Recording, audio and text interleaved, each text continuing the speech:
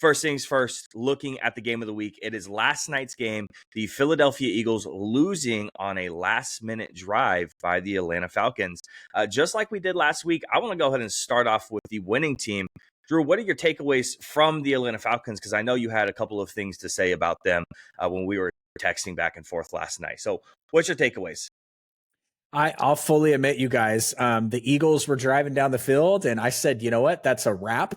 I got a 50-minute drive home from work. I'm going to put my phone in my pocket, and I'm going to head home. Yep. And I sent off a snarky text message to my co-host here, and I said, hey, you remember how you laughed at me because I told you the Falcons coach was going to be on the hot seat?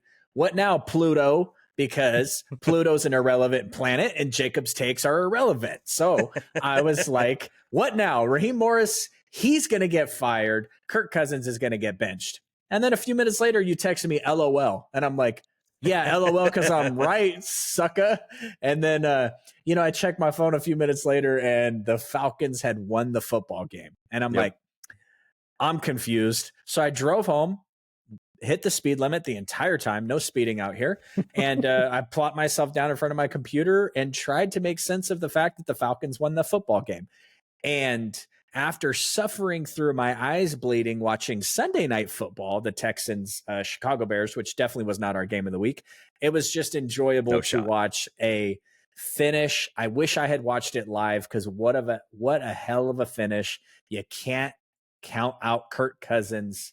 It is not Michael Penix's time in Atlanta yet, and the Atlanta Falcons are 1-1. So I think we can both agree that even though Kirk Cousins and the Atlanta Falcons definitely looked better this week, I don't think that we could fully say they looked good, or great. I don't think we could use that word quite yet. Outside of Bijan Robinson, who looked really good for most of the game, he averaged a whopping 6.9 yards per carry, 14 carries, 97 yards, and he had a couple of catches out of the backfield as well, 4 catches, 25 yards, tacking onto that as well. So outside of Bijan, I don't think this team looked particularly super impressive. The defense looked half okay for the defense that's supposed to be their biggest weakness. But then that final drive hit, and the Atlanta Falcons had 1 minute and 39 seconds remaining on their own 30-yard line. And Kirk Cousins completed 5 of 6 passes for 70 yards on the game-winning drive, including the game-winning touchdown pass to Drake London. Also contributing big time is Darnell Mooney with 2 huge catches for 47 yards just on that drive alone. Ruined my parlay, unfortunately. Really do appreciate that, Darnell. So, I don't think they look. Who needs an extra $100? Right, I know. I don't think they looked particularly great up until that point, and that's when Kirk really turned it on, and he looked fantastic. But he looked a little better. He still looks a little uncomfortable, especially with that Achilles. I think before that game-winning drive, he had 7-8 yards outside of the pocket the entire game. So he's very grounded in the pocket, doesn't really move around a lot. I'm glad he wasn't playing out of the pistol like he was in week 1 and looking terrible against the Steelers and looking wildly uncomfortable and way out of his comfort zone when it comes to how he usually stands in all his previous years, whether you're looking all the way back at Washington, his normal stance of kind of the offset stance, and then he had to be flat-footed and kind of just weird looking in week 1. So I'm glad he got out of that and they shifted the entire game plan. Again, better. But still, I can't say the Atlanta Falcons look good, great. They look decent, and they at least pulled out the win. Yeah, you know what?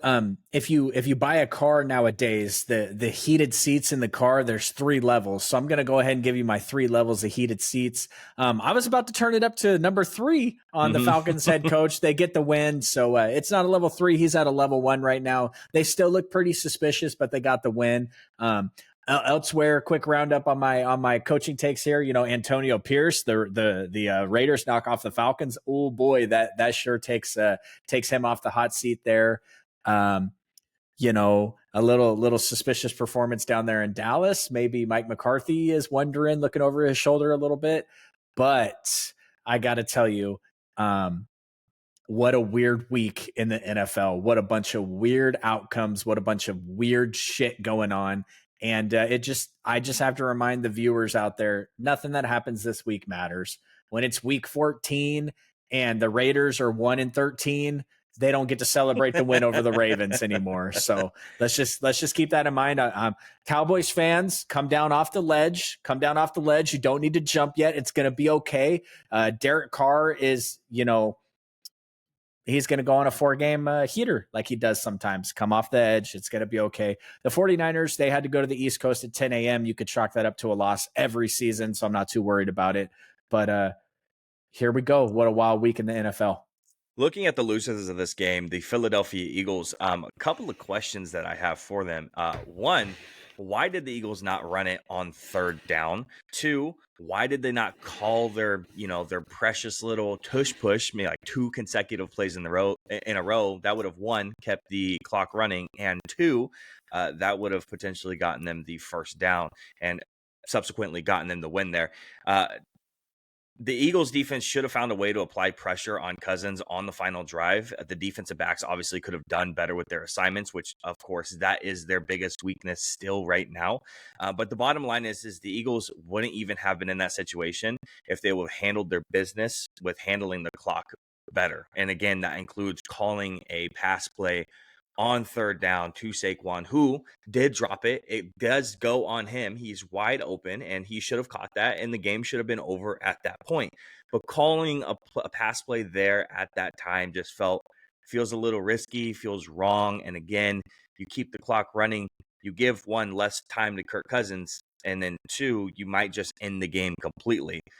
So that's really the big thing. And then the second thing that's what everyone's talking about. But the second thing that I feel like not enough people are talking about is the fact that the Eagles did have one timeout, 34 seconds to work with, to work the ball into field goal territory. And Jalen Hurts he had a pretty decent game. He was under 200 yards passing, but he still tacked on an extra 85 yards, 83 yards of rushing on top of that. But he threw a pick in his third pass of that drive, and then ended the game for the Atlanta Falcons getting the win. So what's the deal with the Eagles, the clock management? I know you love that coach over there. So what's your takeaway for the Eagles? Yeah, it honestly, it reminded me a lot of Jordan Love last year in the playoff game against the 49ers. They had a couple timeouts, and they could have gone down the field to get into field goal range, and he just hucked up a really bad, ill-timed throw and threw an interception to seal the game. I got to tell you, I have a new red flag. I love to red flag things. I red flag things every podcast. I got to red flag Kellen Moore as a play caller here because Dak looked like hot garbage for a couple of years. And then Mike McCarthy comes in and takes over play calling, and Dak is in the MVP talks last year. Absolutely. And then I told you before the start of last year, luckily we weren't doing the podcast then, that Justin Herbert was going to be the offensive player of the year under Kellen Moore. And I just didn't believe it because of Kellen Moore. And Justin Herbert, spoiler alert, if you haven't watched last season's series finale, was not the offensive player of the year. And now Jalen Hurts what is that play call? Why are we throwing the ball there? Why? Jalen Hurts had 11 rushing touchdowns within the 5-yard line last year. Yep. Why are we running the ball? Why are we passing the ball ever? It really just kind of reminds me that sometimes these NFL play callers, they just try to get too damn cute, and they just try to in week 1 against the Jets, the 49ers tried to run a play where Deebo Samuel threw a touchdown pass to Brock Purdy. Whatever page on the playbook that is, rip that shit out and throw it away. I don't ever want to see it again. We just don't need it. Kellen Moore was already pissing off this Philadelphia Eagles fan base when they were getting boos in the stands after the first drive when they're running a draw play out of 3rd and 9. So that just kind of should have a little bit foreshadowed how bad the play calling was going to be down there at the tail end. So Saquon had 95 yards rushing, 22 carries, 4.3 average. Jalen Hurts, 13 carries for 85 yards, 6.5 average yards per carry. So they rushed all over the place. They did their job. But then you're calling a pass play there at the tail end. It doesn't make a lot of sense to me. And again, like you said, questions about the play calling for Kellen Moore isn't exactly a new thing for myself looking at him. Respect for him went very, very consistently down. The trust in him went down. As the years gone on, he was like the golden boy. He was great, and he was supposed to be like next in line for a coaching gig. And then we kept him around in Dallas, and then his play calling seemed to just dip significantly over the years and as time went on. And now we're looking at him. He went to LA, not a lot of success there, went to Philly, and I said, have fun, Philly, with that one. And you are already kind of seeing a little bit of the results there. Again, if Saquon catches the ball, we're not talking about that. But because he didn't catch the ball, we're talking about the play calling. Obviously, Saquon has to bear that responsibility of not catching that. But some sort of responsibility has to go on the play calling as well. They have to share that equal responsibility to me. Before we move on to our other stuff for week 2, do you have anything else to say about our game of the week? The fact that the Eagles made a bad play call and allowed the Falcons to go down and score should not undermine the fact that the Falcons have some work to do. And they need to figure it out soon.